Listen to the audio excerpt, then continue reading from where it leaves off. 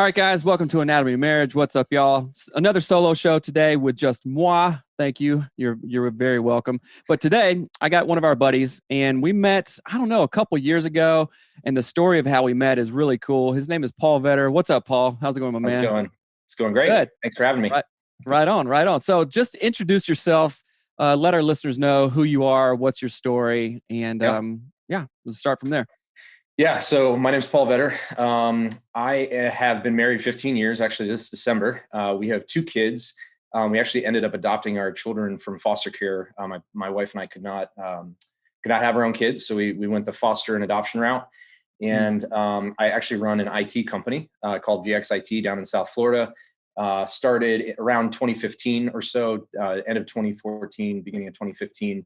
And I have me and my business partner have 11 employees now. So Nice. Kind of a small business, but we've had some pretty good growth. And I mean, how we met, basically, I was kind of done with the way I was doing life, and my wife was kind of done with the way I was also doing life. And we kind of had a hard discussion. And I just came across some podcasts, and yours being one of them. And you guys and your message and kind of what you went through kind of changed the trajectory of, Robin and I's life. So it's been an interesting journey. It's a daily struggle, but I've dove into the personal development world. I think it was probably 3 or so years ago that we met. I just reached out. We met at, the first ever Anatomy of Marriage conference, AOMCon, right? Which we got the bright idea of like, hey, we live in Seattle. Let's do a conference in Chicago for some reason, right? Yeah. But a decent amount of people showed up. You were one of the guys that flew in all the way from South Florida up to Chicago in the freezing cold weather. And then we just hung out and hit it off there. And that was just... It was so cool. But I want to back up for a minute. So when you say, I run a small IT company, no, I want to say what it is. You're the co-founder, right, of an IT company that places customer service first and then does IT stuff after that, basically. Yep. And you do a couple million a year, right? Yeah, we'll probably broach 3 million this year. So that's not a small thing, right? I'm going to reframe that just for you and our listeners. Like, hey, that's kicking ass, right? So you're an entrepreneur on that front. You're very business oriented, and that's one of the things that draws me to you, just personally as a friend, is you see things how they are, right? Marriage, business, anything, life, and go, wait a minute, I want more out of that, right? Yeah, clearly, you're wearing a 75 hard shirt. You're a member of the Arte Syndicate, which is, if our listeners don't know anything about that, it's Ed Milet and Andy Frisilla. And you are the one who said, dude, you got to do 75 hard. And that was, I think, 2 years ago. I think you told me that at the conference in Chicago, actually. Yeah. And I was like, no, I'm not. That sounds cool, but you go for it, right? I'm fine just like working out. Yeah, that's generally the response that I get. They're like, yeah, that sounds cool, but I would never do that. Or like people, this is the greatest excuse. They're like, oh, I could never work out 2 times a day. And I'm like, before you start with that excuse, let me explain that a walk even counts as a workout. So as long as you're moving your body, but 75 hard changed my life. I'm actually getting ready to do another round of it on the 18th of this month.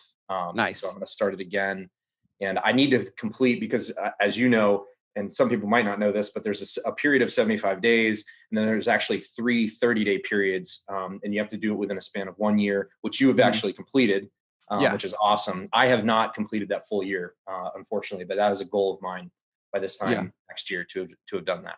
Yeah, I did it in 2020. I started January 2nd on your encouragement, right? I tried back in 2019 and just failed because it's bad timing, right? If anything, 75 hard, you have to plan your stuff out, right? For sure. But finished it in 2020, and I swear, after that, I was like, I can run through brick walls. It doesn't matter. I got anything, but the thing is, and we were talking kind of off camera before this, is once you do something like that, do something super hard, like a degree or a business, like people can't take that accomplishment away from you. It's up except for you, right? You're the only one that can take that away. Not like take it away, like erase history, but you can let off the gas, as Ed Milet talks about. He's like, yeah, we get to a certain point, the room is comfortable temperature wise. We let off the gas and then boom, we're sliding back kind of thing. And I did that. I think all of us do that, but that's one of the most difficult struggles. And like in this conversation, I'm going to gear this towards mostly guys because we're just two dudes talking. Yeah. And of course, women can get value from it too, but we're going to go back and forth into motivation, alcohol use, being a man, and then actually what it takes or what it took up into that point of like, oh, this is bullshit. F this, I'm doing stuff different. Right. Yeah. And I really appreciate your story because you are of that mindset. And because I'm that mindset too, I'm like, we're just, similar things attract, right? We're the sum of the 5 people we hang out with the most. I don't want to hang out with people who think 75 hard is super stupid and they could never do that kind of thing. And that's not a judgment. No, with like, not at all. Oh, you're doing 2-3 mil. Okay. What's your name? Let's go have lunch. Let's hang out. And I know you're probably the best out of all of my friends at networking in that way. Because you're just all over the place, right? Yeah. So let's dive into kind of go back. I want explain or kind of walk me through some of the process of where you were in your marriage and also in your life, and then what was the point to be like, okay, nope, this change is happening now. Yeah. Yeah. I really think that it actually started with me personally, although Robin, my wife, was kind of the catalyst of beginning that change. And actually she introduced me. She was the one that found your podcast, but I felt I would get up, go to work, come home every day. And it's just this routine. And I just felt like I was on this carousel. And I'm like, I feel as guys, we need something, we need adventure, and we need like almost the book Wild at Heart. Wild at Heart sort of thing. So we as guys strive for adventure. We're always trying to conquer something. And I just felt like I was in this loop, and it was an ugly loop of me working, the anxiety of starting a business. And I'm completely honest about this. I use alcohol to help curb my anxiety, which is ironic because it actually also causes anxiety too, chemically. So it's a terrible, even though I still drink now, at some point I think that and I'm not ready to yet, I'm going to place the stake in the ground where I'll say no more. Like I'm going to have to get to that point. I feel I'm just not ready to do that yet for whatever lie I'm telling myself. And I'm like, it's stupid, but it's just a lie that I'm telling myself. Like I can control it or whatever it was. So that being said, I felt like I was on this carousel. My wife her and I got into a humongous argument actually around alcohol. We had literally been hanging out with the neighbors. I was drinking all day. We were hanging out in the pool, and I had my truck over there. And when I say neighbors, I mean like literally the next house over. And she didn't want me to drive just next door. Like 100 feet.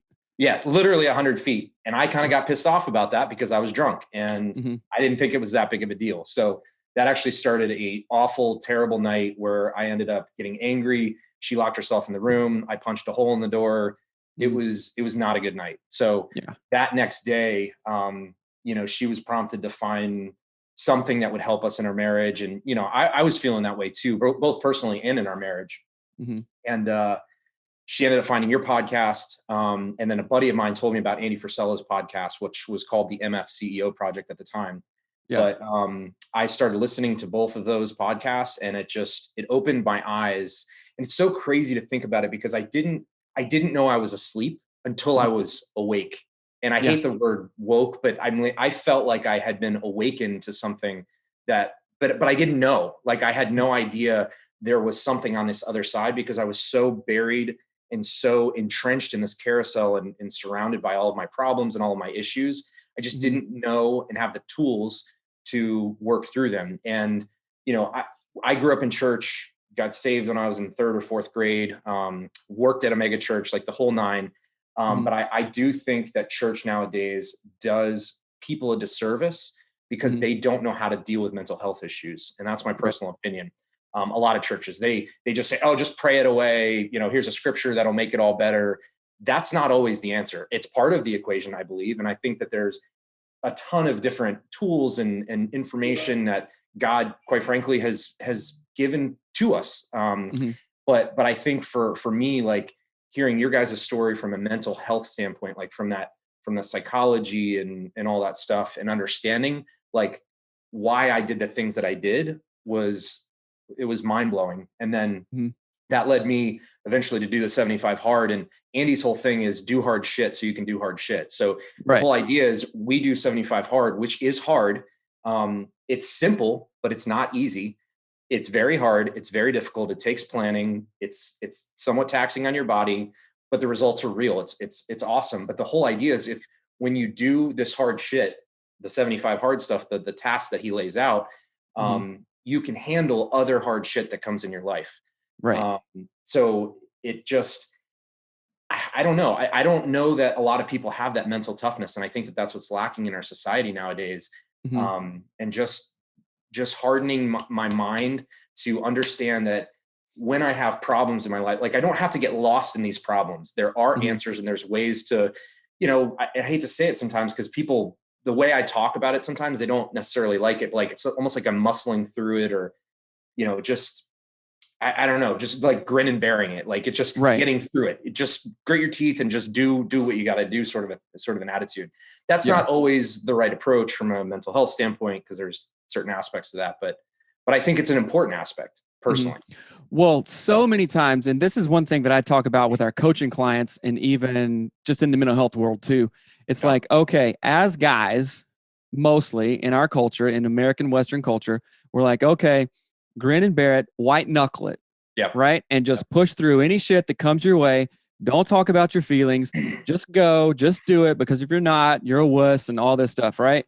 And I do not advocate for that. Right. Yeah. Because one of the things about coaching is we think that we can white knuckle it. We think that we can do all this stuff.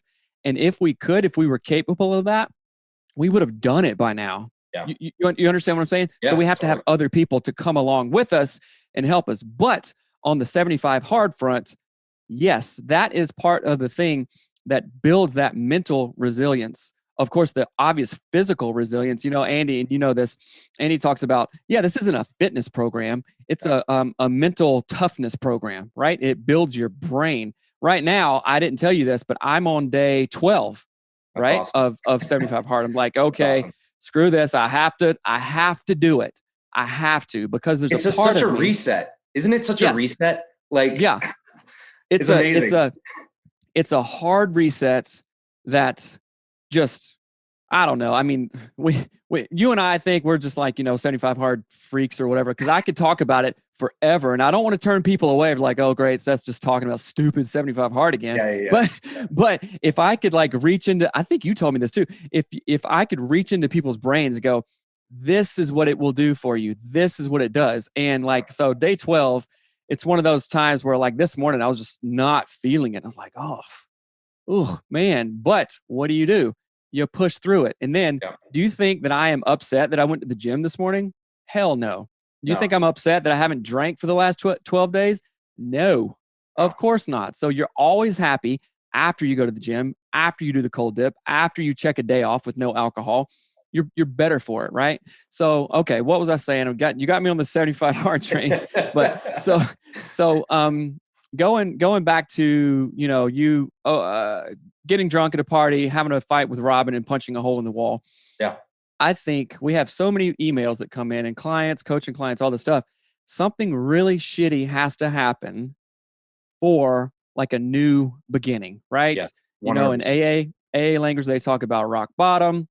In therapy, okay, yep, that one night when we had this, the wife usually, sometimes the husband was like, nope, no more.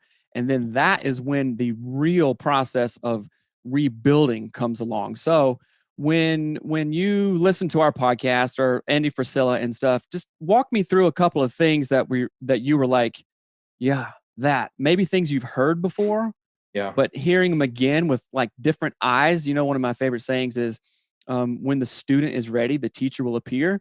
So I can, have listened to something 800 times, but when I'm ready for it, hear that same thing the 801th time, if that's even a word. And then I'm like, yep, okay, let's do this. It's go time. So what were some of those things for you? Yeah, I think the first thing, it was learning about the growth mindset. That was huge to me, and understanding, because I used to think 4 years ago, 5 years ago, I actually used to think that I was always trying to get better. But I didn't realize to the degree that I actually wasn't doing that. Like I didn't truly have a growth mindset.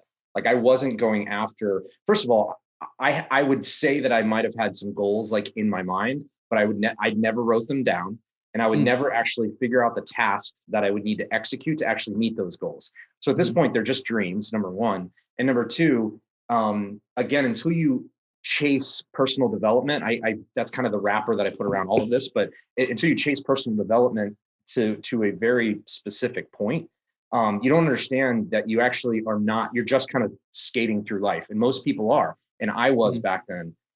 So that was huge. And then one of the things that I love about Andy, or that he says, is mastering the mundane. mm, So personally, I can tend to be lazy and I can procrastinate on things. And this is actually a really good example that he uses, is the that I'm actually teaching my kids. When you go to a grocery store, your shopping cart, you empty it. What do most people do? And what did I do? Just leave it in the parking lot. mm, So mastering mundane would actually be either returning it to their cart return or bringing mhm, it back to the front of the store. It's such a stupid small thing, but if you mhm. can execute on that one thing day in, day out, mastering that mundane task, there are Right. other mundane tasks in your life that you will be able to master. Mhm, And it's even, I think as men, and when personally, the thing that I struggle with is communicating with my wife. So talking. And I think that probably all the husbands listening can totally relate to that. right. That's actually, I would consider that like a mundane thing. It's a very normal, just mundane thing that we have to master because our wives require it. They need Mm, us to communicate and talk with them and not stuff our feelings down. They need us to share our feelings. And mhm. for me, I don't need to do that. Like, I don't, it doesn't, sometimes it makes me feel better, but it's like, I think most guys are just like, oh, I'm tough and I don't need to talk about my feelings. So Yeah. again, just mastering those small tasks and then executing on little things. It's all about the little things in life that Mhm. you can start to make change here and a change here and a change here that adds overall into a huge life change. And that's Right. what I see. I really, really like that, and it makes me. I think of that saying, "How you do anything is how you do everything." Yes. Right? Yes. From, and I don't know where I heard that from, but do you return the shopping cart? I know one of Andy's big things, and I think about it every time I take a piss, is like wiping the seat. Yes. Yes. You know what I'm Yes. That saying? too. Like, Yep. well, okay, those drops weren't mine. Yes. But Okay, wipe it I don't anyways. care. Wipe it Wipe it anyways. anyways, right? Yep. And it's those little, tiny, mundane, stupid, boring things that translate into, oh, well, okay, I get all my reports done. I take super good notes. I'm fiscally responsible, all this stuff. And I make it a daily practice to talk to my wife. Why? Yep. Because she needs that. And that's one of the really difficult things for men, especially for me. And Melanie, sometimes, just out of the blue, she's like, hey, what are you thinking? And that is, I mean, she she might as well ask, "Hey, I don't know. I'm thinking about something I'm not super good at. It's like math and chemistry and algorithms and stuff." She might as well say, "Hey, how do you get to the moon and what's the trajectory there for the space shuttle and all that stuff?" I'm like, Yeah. "You are going somewhere that I hate going. I'm Yep. not good at going and whatever, you know?" So I have had to retrain myself not to be like, why do you ask me that? That's stupid, to Yeah. like, wait a minute. Okay, what's the actual question? Hey, I want to know what you're thinking. I value relationship and I love you and I want to be in relationship with you. This is Yeah. one way that you can actually I can actually serve my wife Yeah. by saying, "Hey," every time that she says, "Hey, what are you thinking?" Not for my brain to explode, but to say, "Hey, this is an opportunity where I can connect with her and give her what she wants," And it kind of takes thing. effort. It Oh, takes so much effort. And one of the things, there was a speaker, I don't remember his name, but he was talking about how the guys and the girls' brain work. The girls' brains are spaghetti. All the thoughts are kind of intertwined and crazy. And that's the way mhm, us guys look at it. But us guys, we're in boxes. Like right. we take out a box, we unpack it, and I'm in my work box or I'm in my family box. So Yeah. Robin will ask me, instead of what are you thinking, she'll ask me what box I'm in.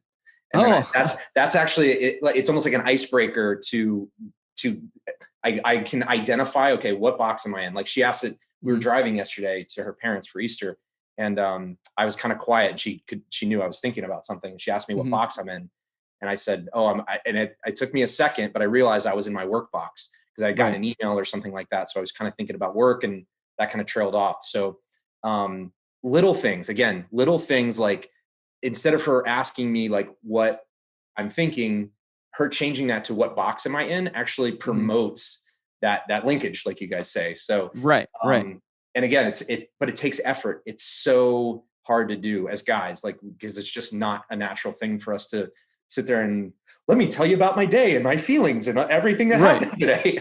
I'm not I want that. Yeah, I'm not thinking about I'm thinking about, okay, what needs to go? What do I need to move here to over here? And that's like literal, whether it's like a pile of crap that needs to be moved outside, or like money transfer from this account to this account, so things are, straight financially, or just, okay, what's the plans? What are we doing? Right. So for guys listening to that and going, oh, well, my wife is just, kind of whatever.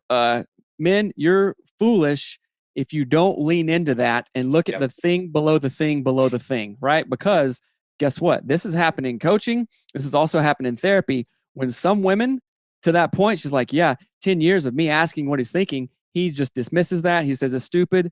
Sometimes women are just like turned off, and not like turned off sexually. I mean, like, that's it, buddy. But also turned off sexually. Well, yeah. I mean, that's like one of the first things to go, right? But then like emotionally, she's like, I don't give an F. And that happens, right? And so for guys, if we're in that position, which a lot of, emails that we get, the guys are in that position. They're like, well, they tend to be blaming and like, well, she doesn't do this. She doesn't do this. Guys need to wake up, like you were saying before, lift those scales off your eyes and go, what the F have you been doing to contribute to that, right? There's another quote from some book that I don't remember where I read it, but it's like, okay, the sum of your life right now is the state of your life right now is only the sum of every decision that has been made until now, right? And we can even get to where we are right now. It's like, okay, well, going back 4 years ago to both of our journeys, to meeting in Chicago, to, having follow-ups, all that stuff got us to right here where we are right now. Same thing. The state of my marriage with Melanie, the state of your marriage with Robin is a sum of all the things, the good and shitty things, right? Yes, but hopefully we are far leaning towards the good things that, build relationship and build connection. So that's really good. Men, wake your ass up, please, for your own and for your wife's sake. Yeah, totally. And it's not, this is the crazy thing, men. You're probably not, like, you're not doing negative things, all these shitty things on purpose. Like, it's the lack of action that's actually causing problems. So it's either you're either doing something or you're not. So action versus inaction, but your inaction is causing issues. And I don't know where I heard this, but I heard that sex is the thermometer of the relationship. So I've talked to guys before, and they're like, kind of in a sexless marriage, and we're just not having a lot of it. And I'll help them like rewind. We'll talk through it. I'm like, well, okay, what's happening throughout that day? And I'm sure you guys talk about this all the time, with like connecting with her emotionally, talking things out, things like doing the dishes or whatever task that, she would normally do. Why don't you help her out with that? All of that stuff is going to lead into what could be a wonderful night for you, but it's your choice for you to take those actions or just not. Like, it's you have a shitty life. You're the only one to blame. And I was thinking about this last night because my goal right today until Saturday. So we have a birthday party on Saturday. I don't want to drink for the rest of this week. I've gained some weight since I started or ended 75 hard in October. I'm actually up about 12 pounds right now. And I feel gross. I feel just absolutely gross. I've been drinking, and I had COVID, which, about a month ago. And even through that, like, I still found myself drinking while I was sick with freaking COVID. How insane is that? And that's like, that's again, it's an addiction. Like, I could probably be considered an alcoholic. But again, it's like how I deal with anxiety, unfortunately. But anyways, so what I was thinking last night, like, you are the only person to blame for your shitty existence, like, period. Right. That's it. There is no other person on this earth that you can blame, truly. If you took a hard look at your life, wherever you are, if you're unhappy with your life, change what you're doing on a daily basis, period. Right. And like, for me, when I drink like an absolute asshole or eat shit at night, dinner, or I'm not really a dessert guy, but let's get drunk and cook a frozen pizza, and I'll eat a whole freaking frozen pizza, to myself. I've realized that when I make those decisions at night, that decision steals from my morning. I would love and want to and need to get up at 5 a.m., read a book, grab my coffee, start my workout. And I actually have them, that whiteboard here. There's goals, daily goals that I want to attain, but I can't do those goals if I'm drinking like an asshole that previous night, because I'm not going to wake up early. I'm going to feel like shit. I'm not going to want to work out. I'm going to be lazy. Well, and we had one of those nights last night. Had alcohol, ate a burger and fries last night, got up late today. I'm not super hungry. I should be fueling my body with the right types of food today. Like I'm counting my macros and things like that.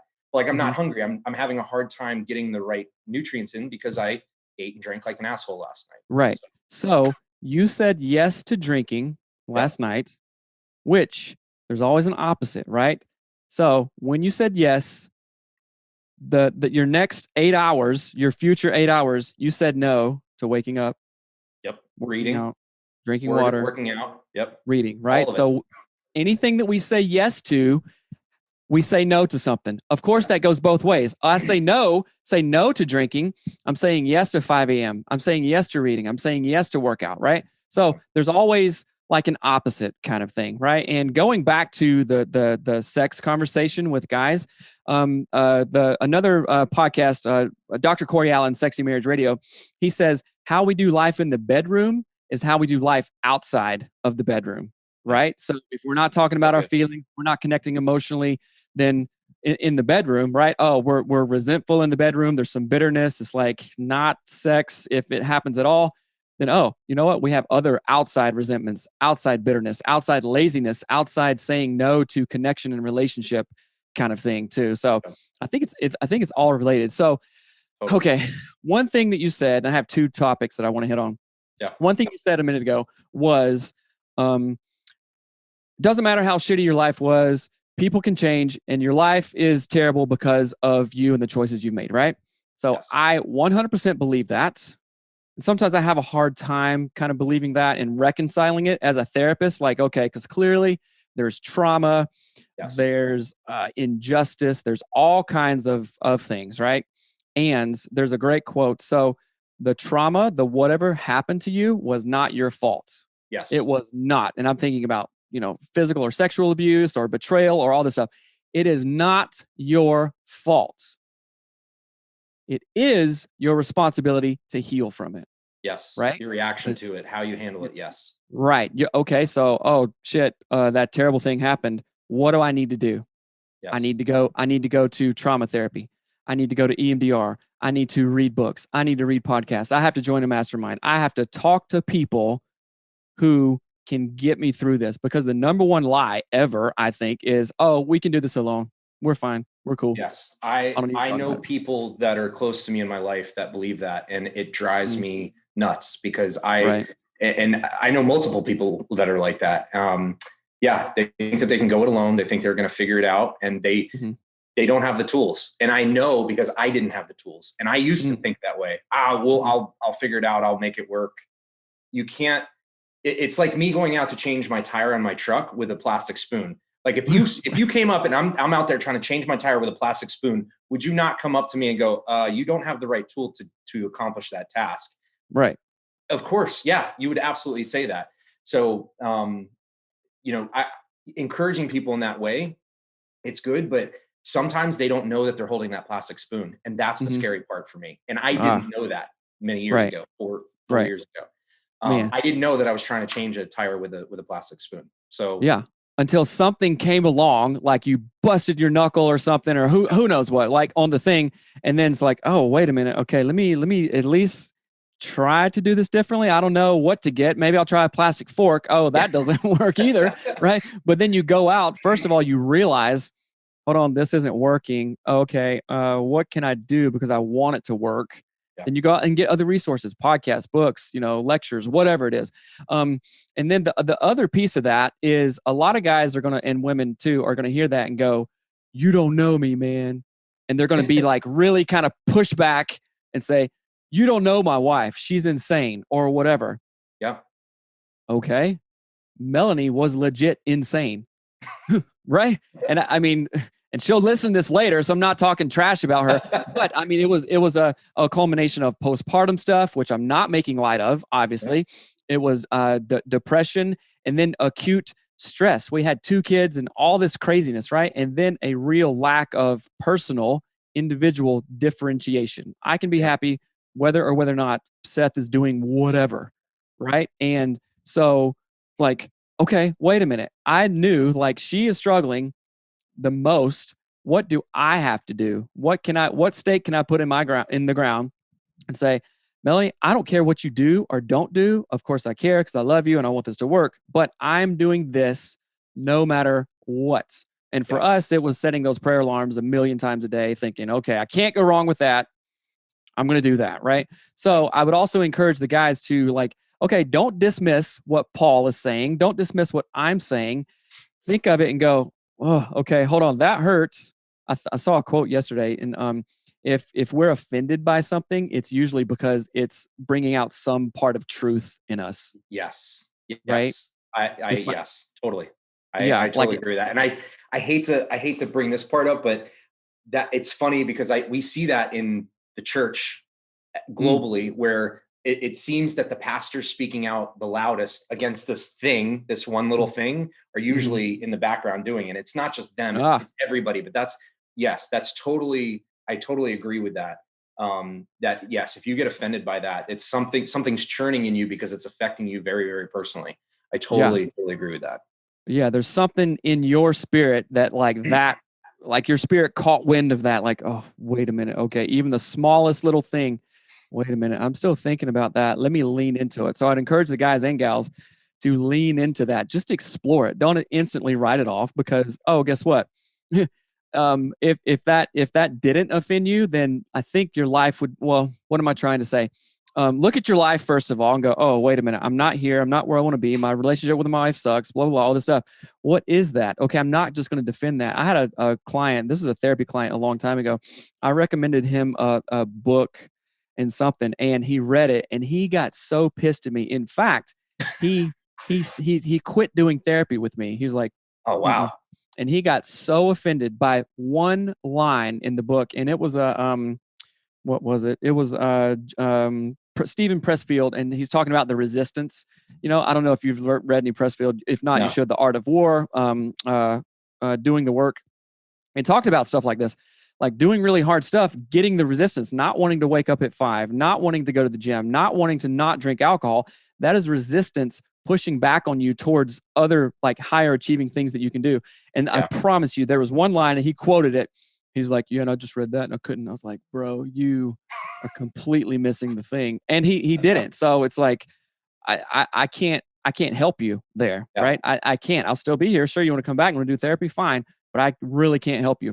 So changing the topic here a little bit. Let's dive into alcohol and alcohol use, because you and I have, it's like, I mean, we're friends anyway. I think we hit it off right away, but we're like crossed fingers, like almost identical to how we have treated alcohol, used alcohol, and even view alcohol now. Because, and I've talked about it a little bit on the show, and I've heard you on other podcasts talking about it. And it's such, like, it's hard to explain. It's such a complicated thing, because there have been times, and I've told you this offline, right? Like, there have been times where if I would have gotten pulled over, or God forbid anything else, I would be, yep, you have a zillion DUIs and you need to go to treatment far away, right? Yes. And I'm not, man, even saying that is like, oh shit. It's embarrassing. I have that same story, same experience. Right. It's sad. So it sucks. So that's the serious. And I'd like started out with that to be like, okay, we're not just like, yeah, alcohol, I don't know, I got drunk once and kind of was like, have a problem. No, it's not that. It's much, it speaks to something, I think, deeper, right? Yeah. And I still to this day have not reconciled or even said, okay, wait a minute, I am an alcoholic, right?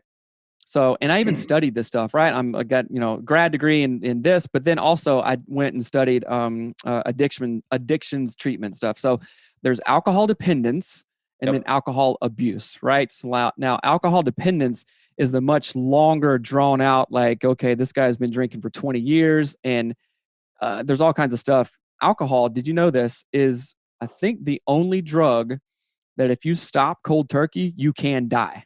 Yes. Yeah. Like you can be doing heroin for 5 years, stop like that, and you will not die. You'll feel like shit and you'll want to die, but you will not die, right? But alcohol is actually one, if you don't drink, if you don't have that drug, it can kill you, right? So it's very different. So that's alcohol dependence. Now, alcohol abuse, I think every single person alive would fall into that category. Like, yep, I got drunk, I binge drank for 3 days, crashed my car, forgot where I parked or whatever. And I think that maybe you and I fall in that category, right? And there have been times in my life where I was like, okay, done, not going to drink. Go a long time. Yep. Jeez, so pathetic. A long time, like 2 weeks. Yeah. So, right, go a long time, and go, okay, not doing it. And then something comes up. I'm like, okay, feeling fine. Go to a birthday party. It's an anniversary. Yeah. Paul's coming into town and we're going out for a steak dinner. Of course, I'm going to drink and have wine and, do what? Because that's what you would do. Right. And then, do that. And then the cycle goes, well, I don't know, did it yesterday. Might as well do it today, at 1 p.m. on a Saturday while I cut the grass. And then that turns into Sunday when the football game's on or something. Then it turns into Monday after work and keeps on going. And then Taco Tuesday. You can't have tacos without a margarita. I know. Wind down Wednesdays. Thirsty Thursdays. Jeez. So we live in an alcohol-centric economy. Yes. Like it's just the society. It's a societal problem. The culture around it, right? You go to bars, you have drinks with dinner, you have a pre-funk before the party, then the after party. So it's just we're inundated in that. We're just steeped in that culture and that language, right? So it is really hard to kind of step out of that. That's why another benefit of 75 Hard is like no alcohol is part of it, right? And it's just it's magnificent, basically, is all I can say. But now, the idea on that point, sorry to interrupt you, because I was actually texting with a buddy who's he just started 75 Hard. And I want to say that he was one of the ones that was like, that's probably not for me. But he recently started it because he was tired of drinking. But we were texting this morning and we were talking about it. And it was interesting because when he makes the decision to take a break from alcohol, he and I agreed that even when I'm on 75 Hard, you know what I'm really doing is I'm counting down the days till I can drink and eat shit again. Exactly. Yeah. Like, why do we do that? Because Paul and Seth are just raging alcoholic losers that can't get their shit together? No, that's not it. I think that it's something deeper, and we really have to think about this. And it's not just, okay, accept it. That's just what it is. Whatever. It's, hold on, let's challenge that thought and have some real intention behind it.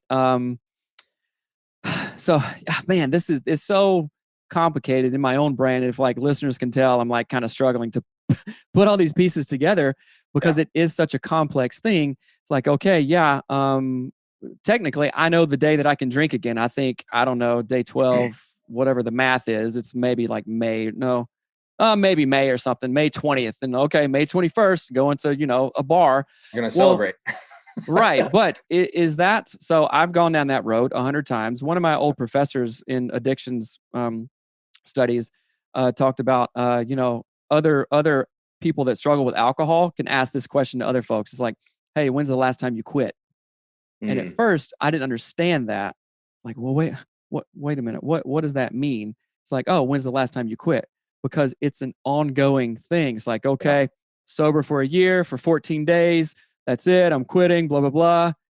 And then you come back to it, kind of thing. Right. And that was really, it made me really think, when's the last time I quit? Man.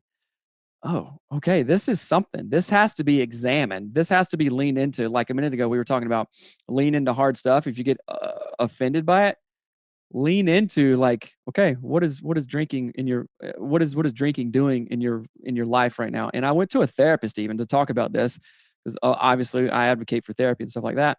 And the therapist, because we were talking about drinking, and the therapist asked me this question that I've asked tons of clients, but he asked me, and it really hit home. He's like, hey, what would it look like So what would it look like if drinking wasn't a part of your life? And at that point, I never even thought about that question. Yeah. Hey, what would it look I like get if panicky when I think about that, honestly. Like yeah, it freaks yeah, me out. And I've even tried to schedule 75 hard in between like birthdays or anniversaries or like celebrations that I want to drink at, or that I tell myself that I need to drink at. right, Um, so yeah, I that's a hard thing. And like yeah, you're talking about leaning into hard things. I thought of this when you said that. I've always struggled with my weight. I've always been a kind of a bigger dude. When I first started, like this is probably 10 years ago, where I first realized I was like, oh my gosh, I need to lose some weight. I hmm started biking, and I got an okay bike. I wanted to eventually like road bike, like Tour de France, like road mm, bike. hmm So I got a hybrid bike, which is not as fast as and not as sporty as those other bikes. And I was hmm also at my heaviest. I was 243 pounds. So I mm, started biking on a kind of shitty bike at 243 pounds. And I believe that made me stronger at biking at that weight. When I actually did, like 6 months later or a year later, got my road bike and went out with like a group, I was that hmm much faster because it propelled me, because I had more resistance. And the same thing, weight yeah, training. You add right, more weight, it's that more resistance. So yeah, you need that in your life. We have to have that in our life. And hmm we can't. I in the past had kind of steered away from that. Like I don't like pain. Nobody likes pain. Like we don't right, want pain. We don't want resistance in our life. We don't yeah, want struggle. But I think that's the whole point, is like leaning into that and actually embracing it to a certain hmm extent in a hmm healthy way, embracing it, and then working through it, like hmm processing it properly and working through it, coming out the other side of it and going, wow. And like you said, like I've never, not once, as much as I've dreaded, because I run and I lift weights, hmm there are plenty of times that I do not, under any circumstances, want to get my ass out there and do any sort of exercise. But after I do it, I've never, not once regretted it ever. And that's what right. I tell myself in the beginning. I'm like, I'm not going to regret, this 5 mile run that I'm about to do. Yeah. Um, Yeah. You never regret a choice, what no matter what the choice is, if it's good, you never regret it later. Like I got a recent 401k statement, and it said yeah, how much I had, and it was like, whoa, okay. And I knew, so it wasn't like a surprise, but it was a confirmation. And then it said, yeah, by the time you're 65, X amount of years, you'll have, I mean, it was like close to $1 million. yeah, You know what I'm it's saying? awesome. So do you think for one effing second that, like, when I was getting the 401k deducted from my paycheck or whatever, that I'm upset about that now, when I can look at, okay, in 20 plus years from now, it'll be that number? Yeah, Are you kidding me? Right? It's yeah, like the feeling that I've had from finishing the first 75 hard, and you can relate because you finished it as well, yep, to doing phase 1, 2, and 3. I was like, holy shit, I did that. yeah, Seth, you did that. What does that mean? You are the type of man, husband, person, therapist, coach who does stuff like that. You yeah, are that. You know yep. what I'm saying? And like, I mean, that obviously it gets me fired up because, again, I was like, I wish I could put that feeling in our clients' brains, and like, you can have this, you can have this, you can have this. It is there. Yeah, All you have to do is work for it. And I love David Goggins and Jocko Willink and all these guys who talk about that. And a lot of people, it really sucks. But here's the thing: what I posted something a while back and got some flack for it from somebody, which is hilarious, basically. But it says, the loudest haters are from the cheapest seats. yeah. I You know love what I'm that. saying? I love And that. that Yeah, I saw that quote, I was like, oh my gosh, because we get comments and stuff. Oh, we missed this, or we said this, or anything. You're like, yeah, you're not getting the point. And I wish these people good. There's definitely a time in my life when I would say and talk shit about, people who had this. It's like I was the loudest hater, but I had the cheapest seat because yeah, I wasn't doing shit. yeah, I wasn't doing anything. I was just critiquing other stuff. And that is so powerful because it is actually there. yeah. It is 100% there. All we have to do is work for it. And Now, and where on that note, sorry, on that note, there's the opposite. So those are like aggressive, like boo, like you suck, sort of thing, with the hater style. yeah. There's a subset of people that actually think that, oh, maybe this isn't for me. So there's probably dudes that are listening, going, yeah, I could never do 75 hard. I lack that mental toughness. It's almost, and I don't even know where I heard this quote, but like lose the middle class mindset. So like if you want, I want to have more money. I want to gain more resources. Right. I want a bigger house. I want a boat. I want multiple houses, whatever it is. Like you got to lose that middle class mindset. So I know people that they're not necessarily haters, but they actually are stuck in their own, like, oh, I guess that's just not meant for me. Like I even talked to somebody yesterday that mentioned that. We were talking about cryptocurrency, and they were talking about, oh yeah, it's for the big people. Like I don't need to mess around with that. It's like they've already destined themselves to fail before they even start. And cryptocurrency, that's kind of a weird example, but that's the whole, like their mindset is like, oh, it's out of my reach. I can't do it. And that I used to have that mindset. Like I used to look at people that were high achieving and I was like, I'll never be there. Like it must be nice sort of a thing. So that defeatist attitude. Right. That defeatist attitude. And so our coach, because we hired a coach, I think we've talked about this before. Yeah. He said one of the most profound things to me. And was it actually that profound? No. But coming from him who was successful, it's like, of course, when the student is ready, the teacher will appear. Right. And he said, he looked at me square in the eye and said, Seth, and this was in the context of us building our coaching business and making a big leap and stuff. And he's like, Seth, if you don't do it, somebody else will. And that thought was like, wait a minute. I have all the faculties of doing basically whatever, right? Like I'm very thankful that I'm able-bodied, right? My mind is sharp, I have a degree, all this stuff and this drive. And he said, if you don't do this, if you don't build this, if you don't create this content, this coaching business, all this stuff, somebody else will. Yep. And it just hit me. It's like, Paul, with VXIT, your IT company, if you don't build it, do you think that there's other dudes and ladies out there who's like, oh yeah, I can build an IT company? Yes. Of course. Tons. So yeah, there's tons, right? So what is in the way? Why can't you do it? You're smart, you're strong, you're capable, your growth mindset. There's absolutely no reason that you can't do it. And if you don't, somebody else will, right? Yeah. I would much rather be in the spot of, okay, say you have two dudes just like you and me, right? And they hear of 75 hard. One says, oh my gosh, what's the deal with that? No, both of them say, oh, that would be really hard. Okay. But guess what? One of them is going to do it. The other one is not. Yeah. I would always, forever, infinity, rather be, oh, I'm the dude that did it. Yeah. Right. I'm the dude that quit his job. I'm the dude that built a coaching empire. Right. Yeah. I'm the dude that led a zillion couples, well, with my wife as well, to a different plane. You know what I'm saying? Because I think, again, there's a lot of similarities with you and I growing up in the church, all this stuff, limiting belief. Oh, that's for other people. Right. Yes. Forever. I was like, oh, well, that successful guy. Well, that's for him.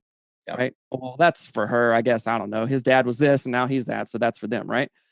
There's zero reason. We all know this. Right. So listeners, there's zero reason. Our coach, we just dropped an episode. I just did one of these with our coach. Right. And he said something in his thing. He's like, okay, you know what? Your excuses don't outweigh my resources to tell you why your excuses are shit. I love that. That's you amazing. Know what I'm saying? Like from quotes or like going through it yourself or just be like, okay, yeah, that's, oh, guess what? I thought the same thing, but I went this way instead. Why can't you? Well, because, oh no, lame. We're not going to do that. Right. Yeah. So just taking that growth mindset and applying it to marriage, applying it to fatherhood, which we haven't even talked about, which I think we're kind of butting up against time here. But to individual stuff. And there was one more thing that I wanted to talk about. I feel like we didn't actually wrap up the alcohol conversation. Oh, that's right. So, yeah. We're real quick on the alcohol thing, because I think this is kind of where we're going with that.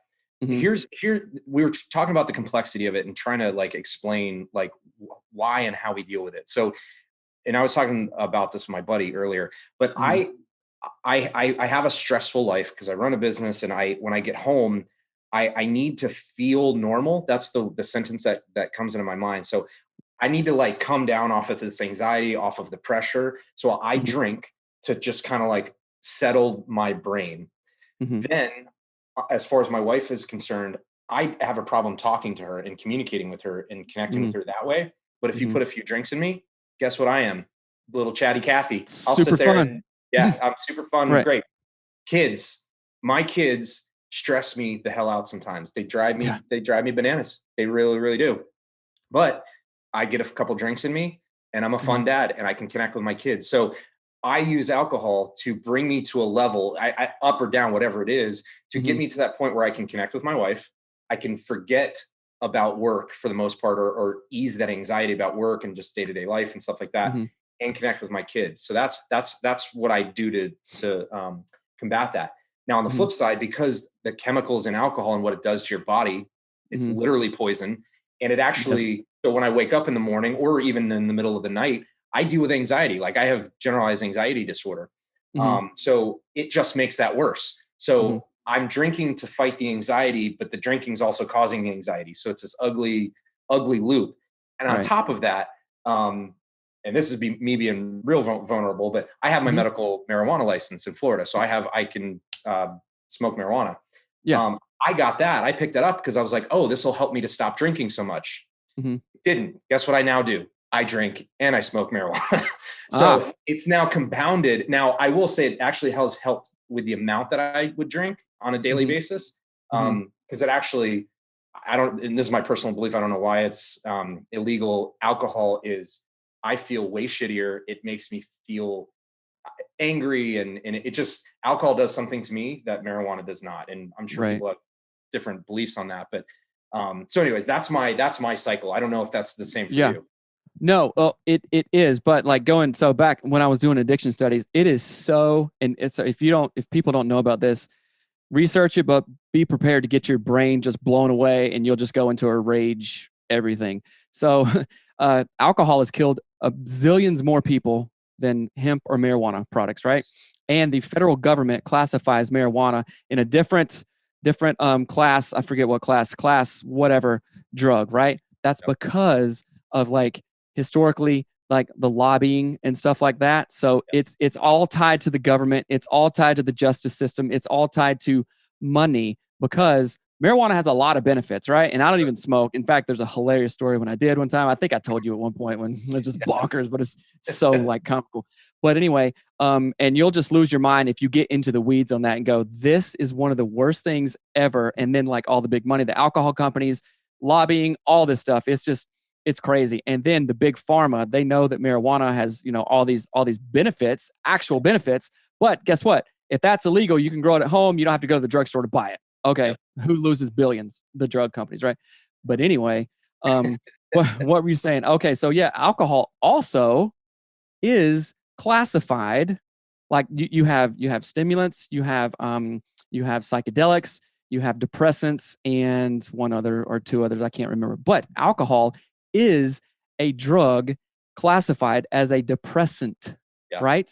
It Yep. depresses your nervous system just like a benzodiazepine or any other anxiolytic drugs, right? So, oh, we're drinking to relieve stress, we're drinking to get in a better mood, but guess what? Slowly in the background, you're depressing your nervous system. Then no wonder you have increased anxiety. No wonder you have increased depression. Well, you feel those things. Well, I'll drink more, right? And I'll drink more. And it's just a cycle that just gets bonkers, right? Yeah. So for me, um, what does it look like? Because I have, attempted like, okay, not going to drink anymore, go 90 days, 100 days, or like 2 days, literally, right? Then feel super shitty after I fail, right? Oh, well, okay, well, whatever kind of thing. But what is it? Okay, clearly there are underlying things that we need to take care of, right? Real talk, right? Yeah. Okay. We do things that act as certain coping mechanisms because this other stuff is a little too hard to deal with, right? And then coping mechanisms, no matter what they are, they always work. They always work. Drugs, alcohol, sex, working out, they always work for a time, right? Yes. And then we start to begin to use more, like, oh, wait a minute, that's not working. Do more, more, more, right? So they always work for a time. And when I tell therapy clients this, oftentimes, wait a minute, that thing that you were doing to cope, it worked great for a while, right? It worked awesome for a while. So, okay, that was actually good, right? Now it's not working anymore. What are we going to do? Right? Now the benefits are far diminished from the negative adverse effects. Feeling like shit, okay, not focusing on your stuff, not waking up, sleeping in, gaining weight, all this stuff. Yep. getting more depressed. So what is it that we do? Okay. We don't go into the shame cycle and say, what's wrong with me? I can't even get my stuff together. Blah, blah, blah. Then you drink more, right? So I'll tell people, number one, don't get into the shame spiral, right? Paul, don't get into the shame spiral. Seth, don't do that because that does not help. Number two, go, all right, what would it look like if I drank less? Okay. I would get more of the things I want. Okay. What do I need to do to get to that point? Do things like 75 hard. Have accountability partners out the ass. Get an app. There's a, I think it's Nomo, the Nomo app. It says, X days, alcohol free, and then it has other support things. I had that on my phone. It's pretty good. So get accountability, right? And then go, all right, what does this look like in a balanced way? Because if you're anything like me or listeners are anything like me, I can go super hard, balls to the wall. Melanie says, bacon to the bricks, which is kind of a funny like anatomy thing, right? Balls to the wall or bacon to the bricks, all in. 75 hard, I'm ripping ass every day. I'm kicking everybody's ass, blah, blah, blah. And I do really good at those things, right? But then on that 76th day, what do, Paul? Oh, party time. Let's go. Yep. You know what I'm saying? So that is about as unbalanced as a person can be. I'm running hard as I can, all out, all out. And then I'm just going to lay there for 10 days straight. No, that doesn't work. So I was listening to another podcast recently. Actually, it was on the Order of Man podcast with Ryan Mickler. And he had this guy, Ethan Suplee, and he was a actor. He's like super morbidly obese actor. He was in, I think, Friday Night Lights, right? Titans, Clash of the, remember the Titans? Yeah. Yes. Like I all saw those him movies. on YouTube. Amazing. Absolutely amazing. Like, I think that he lost 230 pounds. Yeah, it's crazy. He lost that much, right? Yeah. So he was talking about what works for him. I would suggest people go listen to that Order of Man, Ethan Suplee episode. And he said, okay, you know what? I can do all this stuff. He was like, yeah, I'm, committed to 500 calories a day, doing this diet, doing that. Of course, 500 calories a day, you can't do that. That's just bonkers, right? I mean, for any length of time. And he says, so what works for me? What did he say? He said, balance. What does it look like? Right. So I was thinking about that because I can go again, 2 workouts a day, kicking ass, everything. 2, I'm eating pizza for breakfast.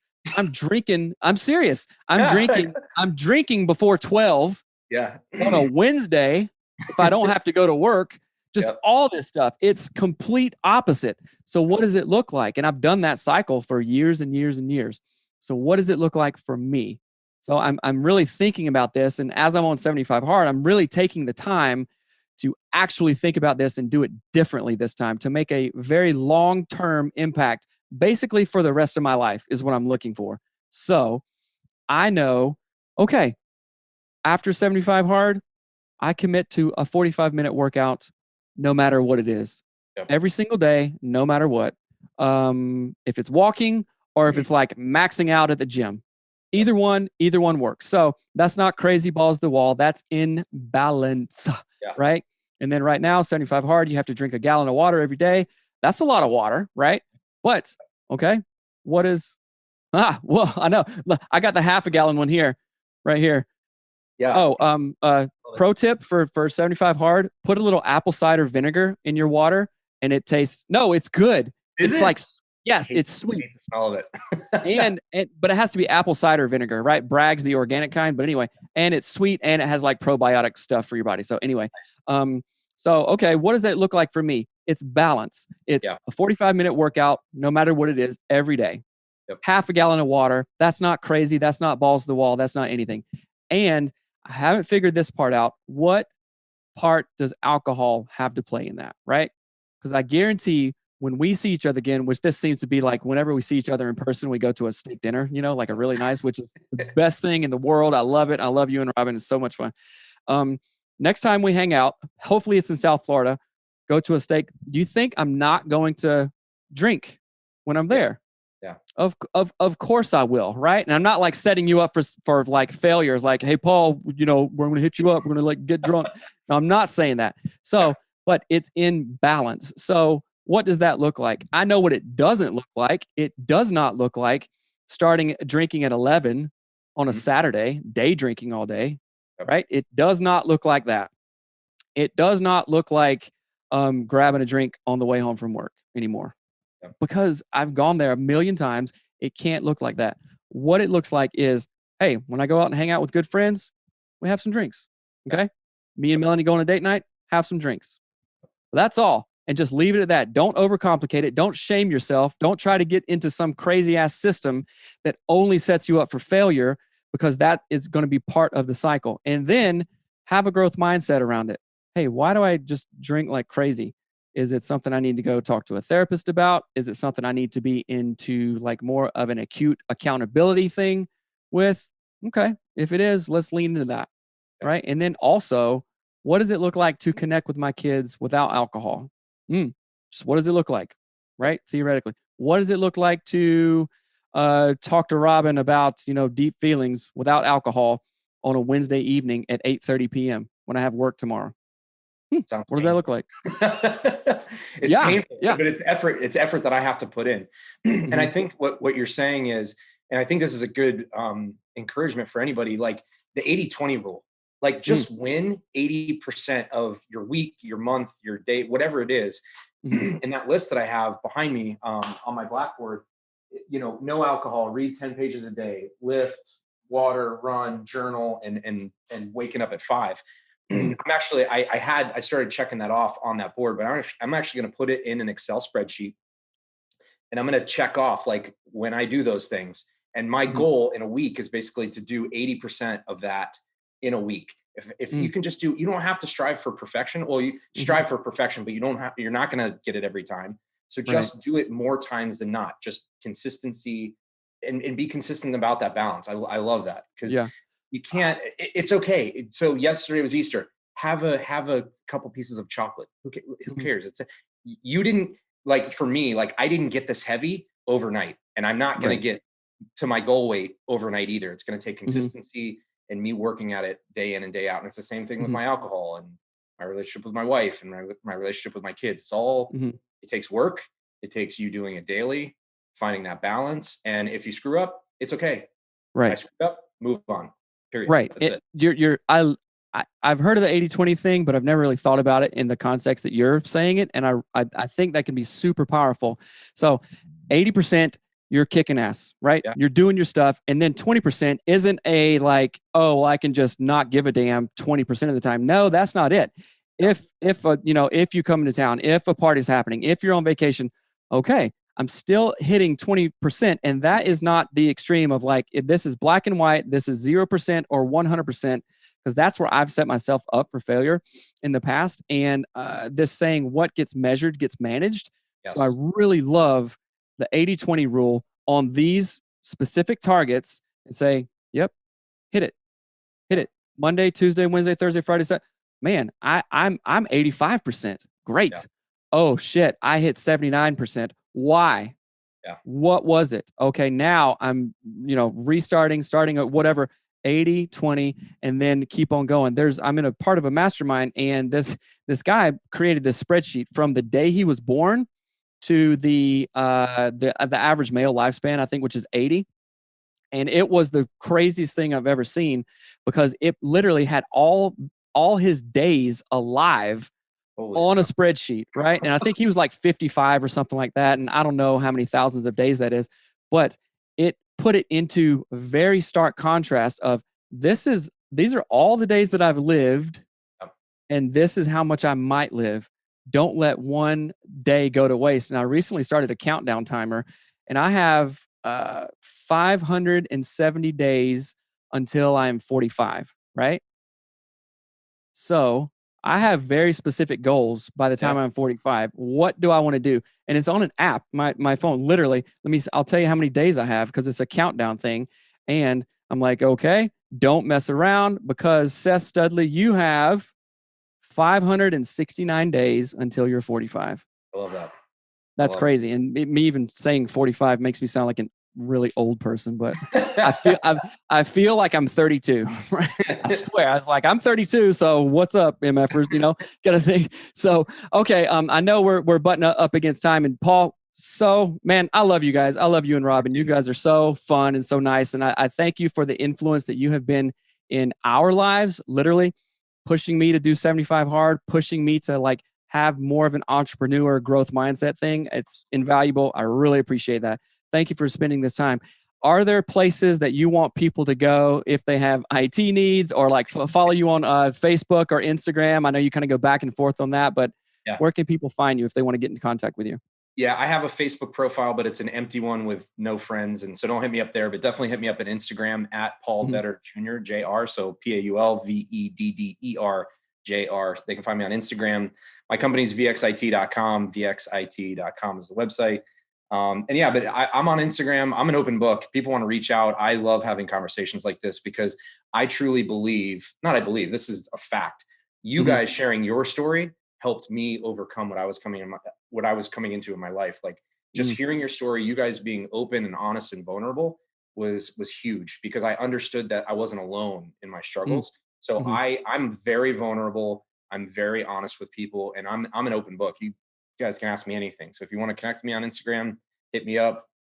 I'll give you my cell. We can text, whatever. I don't care. I love helping. And I've actually connected through, because we've done an episode or two with you guys. I've done some other podcasts, and I've actually developed some relationships through that, where I've kept in contact with other dudes, and like one was doing 75 hard, and it's been really, really good. So, and they speak into my life. They've been able to provide value to me. So I think the important thing to realize is we're all human. We're all in this together. We're all going to the same place. We've all been born. We're all going to die. And if you think that you're above anybody else or beyond anybody else, you need to rethink your mindset on that, because we're all doing this together. So yeah, absolutely. Love it. Listeners, take Paul up on that. Don't like flood his emails or anything like that, or maybe do. I don't know. I don't want you to get overwhelmed, but Paul, you're somebody that I feel is an overall like beyond an asset for you to be like in my court. You know what I'm saying? Like you and Robin, and thanks, man. But I really appreciate that. So guys, add value like Paul does to his clients, to his friends, to his family. And we can do it if we set our mind to it. So thanks, man, so much. Yeah, absolutely. All right, bro. Talk to you later. All right. See ya.